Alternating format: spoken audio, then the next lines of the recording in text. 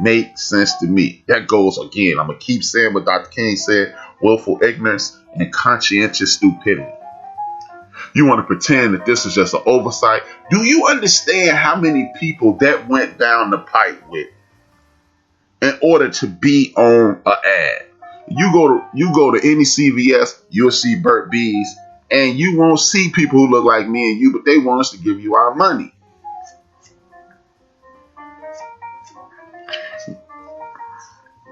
You must understand this colonial mind state that you have been woven into. You've been braided into this situation, and you don't even realize it because you want to look at the world through rose-colored glasses, like everybody's cool, and it's not that many people who are diametrically opposed to the fact that you are still breathing today. They want you dead, and then like this whole, what is the Proud Boys, and all these neo-Nazis, new Nazis, that's all neo is, Latin for new, neo-Nazi organizations, these hate groups that's coming out, we gonna get y'all. Most black people live in metropolitan areas or cities. It's black people scared to come to Chicago. You think a bunch of white boys in a pickup truck gonna roll up on the south side of Chicago, or the west side of Chicago, or the part of Chicago I'm from, or the south suburbs of Chicago, the near west suburbs of Chicago? Not gonna happen. The west side of Atlanta? Not gonna happen. Liberty City, Florida? Not gonna happen. Jacksonville, Jackson, Mississippi? Not gonna happen. Dallas, Texas, Houston, Texas? Not gonna happen. See, they use these fear and these scare tactics. They go where there's very few of us and they act the fool. No. It's not gonna happen. This ain't the 20s when you knew the whole system was against you and you had to tread lightly. Even though, if you go look up the book, We Shoot Back, it lets you know that we've never been a group of cowards. We've never been cowering to anything. But again, that's the foolishness that you were taught in social studies. Oh yeah, you had to, and then you get people on TV. Oh yeah, we had to get off the sidewalk, and if it was some white people coming, you had to, some of those were the laws. But you need to start looking into your history. You'll find out how many people stood up and were ready to fight and had no problems with killing anybody who stood in their way. And because you don't know that don't mean that the people who are diametrically opposed to you don't understand that. And until you understand your power, you will be subjected to the tyranny of your enemy as long as you live. Period. Again, this isn't a call to arms. This isn't, hey man, we got to get these crackers. No, it's not that. What it is, do you realize that 80% of the things, internet included, the thing that you listen to me on, black person. Cell phone, black person. A lot of you guys, I look at the numbers. A lot of y'all listen on your Android phone or your iPhone to the network. Not just my show, to the network. So, if a lot of us are listening via a cell phone and a lot of us are listening via the internet, and those things were created by somebody who looked like you, then you realize the power that you hold in this country. If you were talking about how proud you were and how dope your culture was, somebody walked up to you and said, you need to go back to Africa. You know what you could simply say to shut that person the hell up? Not a problem. I'll go back to Africa.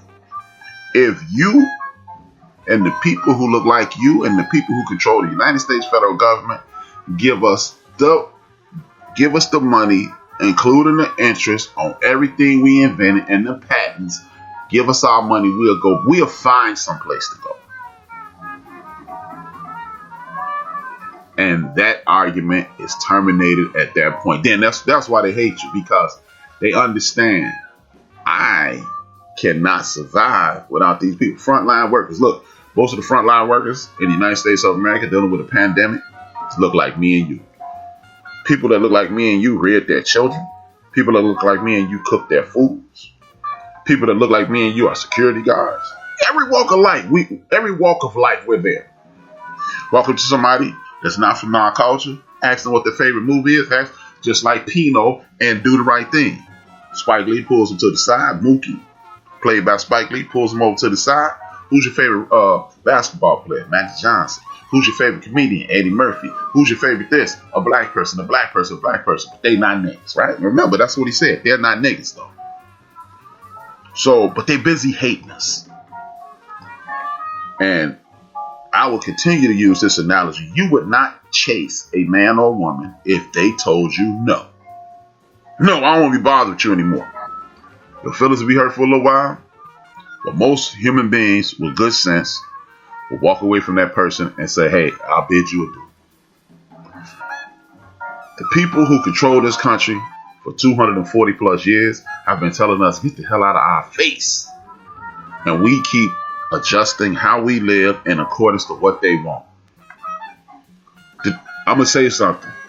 It's somebody they're going to flinch when I say this. Ain't got no. No, that's improper English. So basically, you're so colonized that you will refuse to understand exactly what I'm talking about, but you want to correct me and tell me there's a proper way to speak.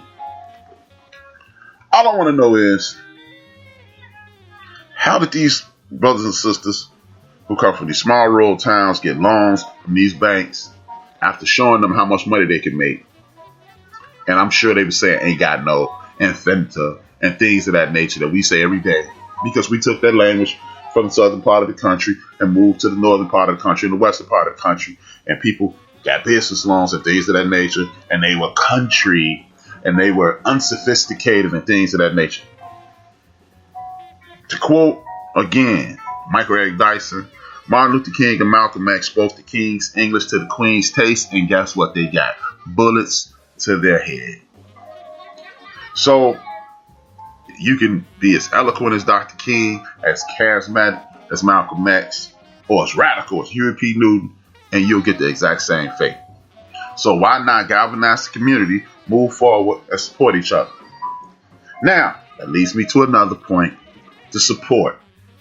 Stop screaming about the lack of support when everybody has the exact same idea. Hey, bro, if you have something that looks exactly like what's hot, don't change a letter and think you created something. That's copyright infringement. If you're not a creative, find a creative and support that creative. Or they ain't buy my t-shirts. Damn it, I live in Chicago and it's November. What the hell do I need with a t-shirt? They ain't buy my plates. And you got food slopped into the little container and it's not looking like it's at a presentation is everything, right? And then simultaneously, you are Facebook Raheem fighting the power on the internet every day, and then you want people to support you, and you don't support a damn person. Some of the people who listen to me right now are about to be offended, and if you don't listen, man, I'm good with that. I appreciate it support up until this point, but you know what? I'm taking the gloves off. I'm shooting straight. Don't send me another woke text. Don't inbox me another woke nothing. Because I don't give a damn. Because you woke cats don't support nothing. Y'all just complain without answers. I don't want to know about the next conspiracy theory unless you have a way to combat it. Because guess what? If you're sending it to me because you consider me an intelligent enough dude to fight it off, that means more than likely I know about it. If I'm as intelligent as you assume, I know about it. Don't tell me about it. I'm tired. Don't send me that shit no more, man. Excuse my language. Sorry, Reverend Dodd. Sorry, Reverend Dang. And anybody else I offended with the profanity. You know, I'm trying to cut back, but you know, sometimes it takes you there, man. So don't send me no more of that foolishness, man. I don't care. The boogeyman is coming, and look, he gonna get me, okay? Because I'm over here trying to educate folks, trying to enlighten folks, and trying to bring folks to the light. And contrary to popular belief, I'm trying to provide solutions. I'm not just woofing every week, because I can have a whole conversation with myself. Trust and believe, I talk that much. I can talk to myself and get mad answers and not deal with anybody. I was a latchkey kid. Spent a lot of time alone. I'm cool with being alone. This week, one of our favorite entertainers stepped out in front of the world. And you know what he inspired this show? He inspired Dave Chappelle. Dave Chappelle did this thing on YouTube, about 18, 19 minutes long. If you haven't seen it, please go check it out. And he talks about how the system is working against him. And basically he said, I'm a creative, and the people who are in charge are not playing fair. What annoyed me about this had nothing to do with the brother Dave Chappelle. Salute to the brother Chappelle. What annoyed me is this. You had colonized minds standing up saying, well, he signed a contract. Just like y'all did with Megan Thee Stallion earlier this year. If you have taken on the mentality of the colonizer or the oppressor or the shyster or the criminal, then you have been corrupted to the point that you are no use to our community. If you can understand how a hungry young man with a child and a wife, somebody offered him more money than he never seen in his life, and he turns to an attorney, and the attorney say it's a good deal, and the people at the table saying it's a good deal, and you struggling, and it turns out that it wasn't a good deal, and they were in cahoots. How this is wrong, and I don't want to hear about what you should have known, because guess what? A lot of y'all doing things today that you should have known about that could lead to your demise. As you face your demise, do you want somebody to walk up to you and say, hey man, I know you got heart failure, but all that Kool-Aid and sugar and sweet potato pie and dressing you was eating on them Thanksgivings, that's why you about to die. You're not trying to hear that. You may muster up enough energy to choke that person. So, don't be such a backseat driver or this hindsight 2020 type person. Well, see, if he would have looked into it, yeah, well, why ain't you successful yet? Because you seem to be the smartest guy in the room every time something like this comes about. So why you poor again? Everybody know that. Well, since everybody know that, why don't you walk the earth like Cain from Kung Fu to inform people? Because you don't know nothing. All you doing is parroting something that you heard somebody else say. What was Dave Chappelle wrong in his ignorance? Opportunity for you to get out of all your bad situations? No. But when you are in power, when you don't know, shout out to Karen Hunter and Dr. Greg Carr. When you are a person who can't make anything, but you have the means to disseminate anything that has been created to the public, but you can't make anything, maybe you should be playing fair, because at the end of the day, you have the vehicle and I have the gas. Because you got a car and no gas, you go nowhere without me. And if I know how to drive and I have the gas, I will even split this 60-40 with you. You can even get 60% of it because you got the car and you got the money. Only thing I know how to do is drive. But guess what? It's going to come a time where I learn how to, I get enough money to buy my own car. Then what? You go rape somebody else.